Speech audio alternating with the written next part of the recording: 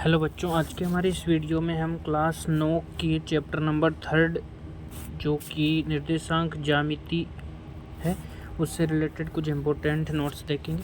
तो सबसे पहले निर्देशांक ज्यामिति क्या है। तो देखो, निर्देशांक ज्यामिति, इस ज्यामिति में बिंदु की जो स्थिति है वो विशिष्ट संख्याओं, दो संख्याओं का जो समूह होता है उन विशिष्ट संख्याओं देखो, विशिष्ट संख्याओं जिन्हें क्या कहते हैं, निर्देशांक कहते हैं, उनके द्वारा निरूपित की जाती है। मतलब कोई भी बिंदु है उसकी स्थिति है वो दो संख्याओं के समूह द्वारा, जैसे मान लो पी के निर्देशांक अक्स कोमा वाई है, तो जो अक्स और जो वाई है वो कोई दो वास्तविक संख्या होंगी, इनके द्वारा इस बिंदु पी की स्थिति को दर्शाया जाता है और इन्हीं अक्स और वाई जो संख्याएँ होती हैं इन्हीं को निर्देशांक कहते हैं। ठीक है, तो आप इस परिभाषा को जरूर लिख लें और ये जिस उदाहरण के लिए लिख ले पी एक्स वाई, जहाँ अक्स निर्देशांक और वाई निर्देशांक है। उसके बाद देखिए, आप इस चीज़ को नोट करें कि एक तल में एक वस्तु या एक बिंदु का स्थान निर्धारित करने के लिए दो लांबिक रेखाओं की आवश्यकता होती है, जिनमें एक क्षैतिज होती है और दूसरी ऊर्ध्वाधर होती है। बिंदु की या फिर एक जो वस्तु उसकी स्थिति दर्शाने के लिए दो रेखाओं की जरूरत होती है। मतलब निर्देश तंत्र बनाने के लिए हमें ऊर्ध्वाधर और क्षैतिज रेखा चाहिए, जिन्हें हम एक्स अक्ष और वाई अक्ष कहते हैं। तो आप इस चीज़ को नोट कर ले, लिख ले। उसके बाद नेक्स्ट है कि कार्तीय निर्देशांक क्या है। तो कि माना कि किसी समतल में दो परस्पर लंबवत रेखाएं अक्स ओ अक्ष डेश और वाई ओ वाई डेश है, जो कि बिंदु ओ है उस पर प्रतिच्छेद करती है। ये पी एक्स वाई ना लिखे आप, इस पर प्रतिच्छेद करती है। इन्हें निर्देशांक अक्ष कहते हैं और ओ को मूल बिंदु कहा जाता है। अक्स ओ अक्ष डेश और वाई ओ वाई डेश परस्पर लंबवत है, अतः अक्स ओ अक्ष डेश और वाई ओ वाई डेश को समकोणिक अक्ष या आयतिक अक्ष निर्देशांक अक्ष भी कहते हैं। आप इस कंप्लीट चीज़ को नोट कर लीजिए। फिर देखिए, इसका आपको मैं अर्थ एक बार और अच्छे से इसको एक्सप्लेन कर देता हूँ। इसको नोट कर ले, कार्तीय निर्देशांक को, कि ये कहना क्या चाहता है। देखिए, इसका कहने का मतलब है, जैसा कि ये डायग्राम दे रखा है, एक ऐसे और एक ऐसे, ये अपना निर्देशांक अंक दो लंबवत रेखाएं चाहिए। ठीक है, एक दूसरे के लंबवत, जिसे हम देखो इस वाली को तो कहेंगे अक्स अक्ष, ठीक है, और जो ये खड़ी वाली लाइन है इसको बोलेंगे वाई अक्ष। ठीक है, ये जहाँ पर दोनों लंबवत मिलती है उस बिंदु को बोलेंगे निर्देशांक, जिसको 0 से दर्शाते हैं और जिसके 0 0 निर्देशांक होते हैं। ठीक है, जो कि यहाँ पर देखो लिखा हुआ परस्पर लंबिक रेखाएं, इसको अक्ष ये ओ है और इसको अक्ष डेश नाम दे देते हैं। ऊपर वाई और ये नीचे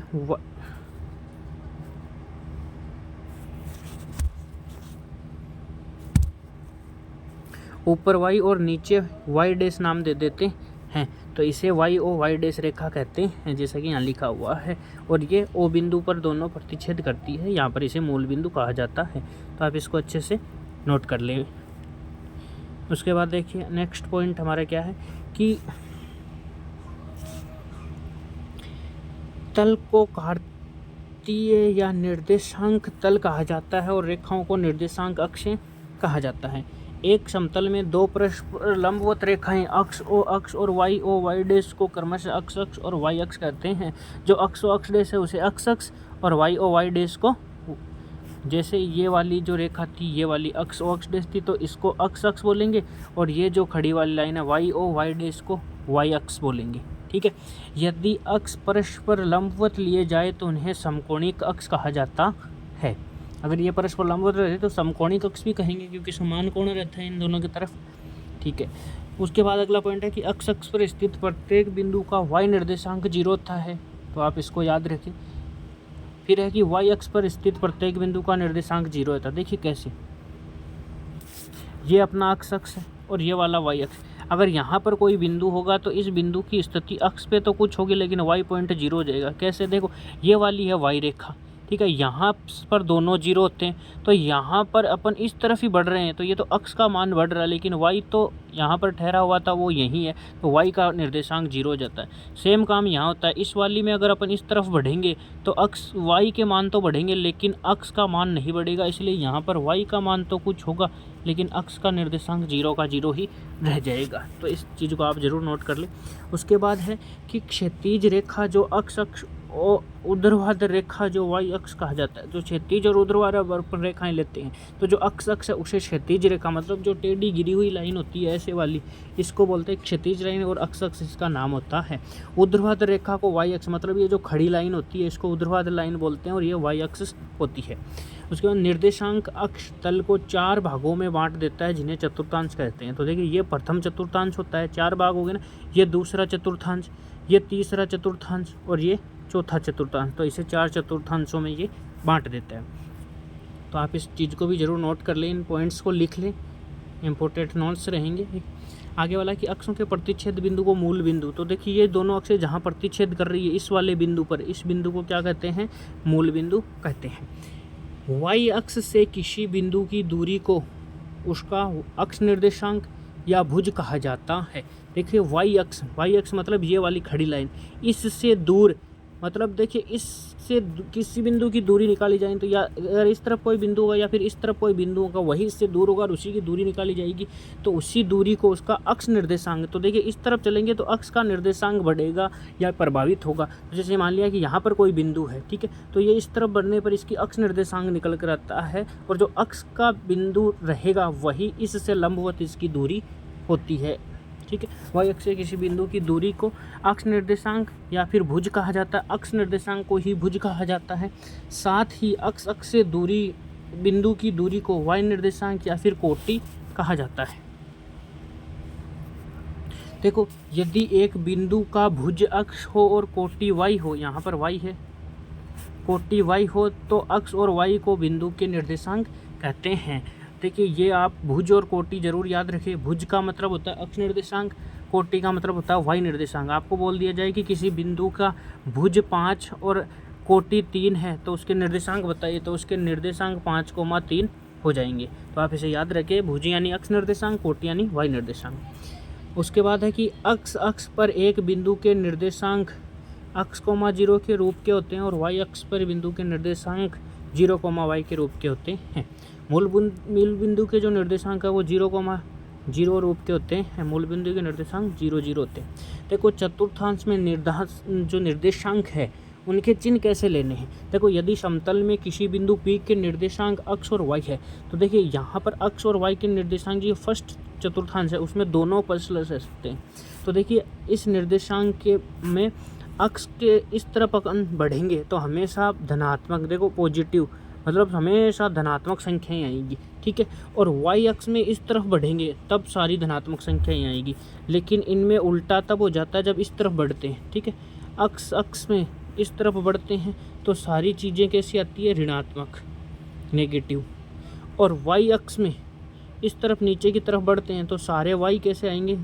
नेगेटिव, ऋणात्मक, ठीक है। तो अब आप खुद देखिए, इस तरफ ऊपर पॉजिटिव, इस तरफ पॉजिटिव, तो ये दोनों पॉजिटिव। इस वाले में देखो ये y तो पॉजिटिव है लेकिन अक्ष नेगेटिव, तो देखो अक्ष पहले, अक्ष का निर्देशांक पहले, y का बाद में, तो अक्ष कैसा है? ऋणात्मक, तो ये पहले ऋणात्मक और फिर धनात्मक, ठीक है ना। तो नेगेटिव और पॉजिटिव। ये देखिए ये थर्ड क्वाड्रेंट है, पहले अक्ष का निर्देशांक, तो देखिए अक्ष कौन सी? ये वाली, और ये इस तरफ कैसी है? तो ये नेगेटिव, ठीक है। ये वाई एक्सिस ये भी नेगेटिव, तो इसका भी नेगेटिव। चौथे में देखिए पहले अक्ष, तो देखिए अक्ष निर्देशांक इस तरफ है और ये हमेशा धनात्मक होती है, और वाई निर्देशांक नीचे वाला, और नीचे हमेशा नेगेटिव होता है, तो ये नेगेटिव। तो इस प्रकार से इसके चिन्हों का निर्धारण किया जाता है। आप इस चीज़ को अच्छे से नोट कर ले, ये चित्र बना ले, डायग्राम बना लीजिए और इसको भी नोट कर लीजिए अच्छे से। उसके बाद देखिए कुछ इंपॉर्टेंट पॉइंट्स ये हैं कि प्रथम चतुर्थांश में जो अक्ष है वो ग्रेटर देन 0। देखिए अक्ष ग्रेटर देन 0 का मतलब होता है कि अक्ष का जो मान है वो हमेशा 0 से बड़ा, और 0 से बड़े हमेशा धनात्मक संख्याएं होती है। और y ग्रेटर देन 0 इसका मतलब y भी 0 से बड़ा, तो y भी 0 से बड़ा मतलब y भी 1, 2, 3, 4 मतलब हमेशा दोनों ही धनात्मक रहते हैं, जो कि यहाँ लिखा हुआ है। दूसरे चतुर्थांश में अक्ष लेस देन 0, अक्ष लेस देन 0 का मतलब है 0 अक्ष से बड़ा है, और 0 हमेशा ऋणात्मक संख्याओं से बड़ा होता है, ठीक है। तो 0 बड़ा है इसका मतलब अक्ष कोई ना कोई ऋणात्मक संख्या। तो देखिए अक्ष का निर्देशांक यहाँ पर नेगेटिव आ गया, यहाँ पर y है और y ग्रेटर देन 0 है, y ग्रेटर देन 0 मतलब प्लस, तो यहाँ पर y का निर्देशांक प्लस आ गया, ठीक है। तीसरे चतुर्थांश में अक्ष लेस देन 0 है, मतलब वापस नेगेटिव, y भी लेस देन 0, तो y भी नेगेटिव, दोनों नेगेटिव रहेंगे। चतुर्थांश में x ग्रेटर देन 0 मतलब धनात्मक, y लेस देन 0 इसका मतलब नेगेटिव, तो ये ऋणात्मक होता है। तो इस चीज़ को आप ज़रूर याद करें और अच्छे से नोट कर लें।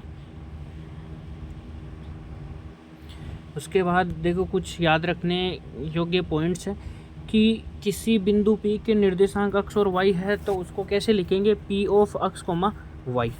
किसी बिंदु का भुज बोले तो अक्ष निर्देशांक है, अक्ष जो निर्देशांक है वो बिंदु की y एक्सिस से लंबवत दूरी होता है, एक दूसरे के उल्टे होते हैं। मतलब जो अक्ष निर्देशांक है वो y एक्सिस से लंबवत दूरी होता है और जो y निर्देशांक है वो अक्ष से लंबवत दूरी का निर्देशांक होता है। किसी बिंदु की कोटि मतलब y निर्देशांक बिंदु की अक्ष से लंबवत दूरी होती है, ठीक है ना। तो ये दोनों एक दूसरे के उल्टे हैं। भुज तो क्या होता है, भुज मतलब अक्ष निर्देशांक तो y एक्सिस से लंबवत दूरी होता है, और जो अक्ष निर्देशांक y निर्देशांक मतलब कोटि तो वो अक्ष से लंबवत दूरी का निर्देशांक लंबवत दूरी होती है, ठीक है। किसी बिंदु का भुज मतलब अक्ष निर्देशांक y अक्ष के दाईं ओर धनात्मक और बाईं ओर ऋणात्मक। इसका मतलब है कि देखिए अगर अपन इस तरीके से कुछ बनाएंगे तो देखिए इसमें क्या बोला है कि किसी बिंदु का भुज बोले तो अक्ष निर्देशांक मतलब ये वाली लाइन, ठीक है। कोटि मतलब y निर्देशांक के इस तरफ, ठीक है। तो ये हो गया दाईं तरफ हमेशा धनात्मक होता है और ये वाला होता है बाईं तरफ, ठीक है। और आपको पता है कि अक्ष है यहाँ से अगर आगे बढ़ेगा तो हमेशा धनात्मक पॉजिटिव आएगा, और यहाँ से अगर इस तरफ बढ़ेगा तो हमेशा नेगेटिव मतलब ऋणात्मक आएगा। वही बात यहाँ पर लिखी हुई है, धनात्मक और बाईं तरफ ऋणात्मक होता है। उसके बाद है किसी बिंदु की कोटि मतलब y निर्देशांक अक्ष से ऊपर की तरफ। तो हमने ये भी पता है कि अगर ऊपर की तरफ मापेंगे तो हमेशा धनात्मक होता है और नीचे की तरफ मापेंगे तो ऋणात्मक होता है। वही बात यहाँ लिखी है, ऋणात्मक होता है। देखो यदि y बराबर 0 हो तो बिंदु अक्ष पर स्थित होगा, और सेम बात अगर अक्ष बराबर 0 रहे तो बिंदु y अक्ष पर स्थित होगा, और यदि दोनों ही 0 है तो बिंदु मूल बिंदु पर स्थित होगा। तो इस तरीके से आप इन पॉइंट्स को अच्छे से नोट कर लें। स्क्रीन को मैं रोक देता हूँ या फिर आप वीडियो को पॉज कर लें, फिर लिख लें अच्छे से सारे इम्पोर्टेंट पॉइंट्स। इतने ही हैं, सब लिखने हैं जिनके नीचे अंडरलाइन की गई है, सारे पॉइंट्स लिखने। वीडियो को रोक लें और फिर हर एक चीज़ को नोट कर लें। ये डायग्राम भी अच्छे से बनाना है। तो चलो आज के लिए इतना ही, फिर नेक्स्ट वीडियो में इसके जो क्वेश्चन आंसर है उनको देखेंगे।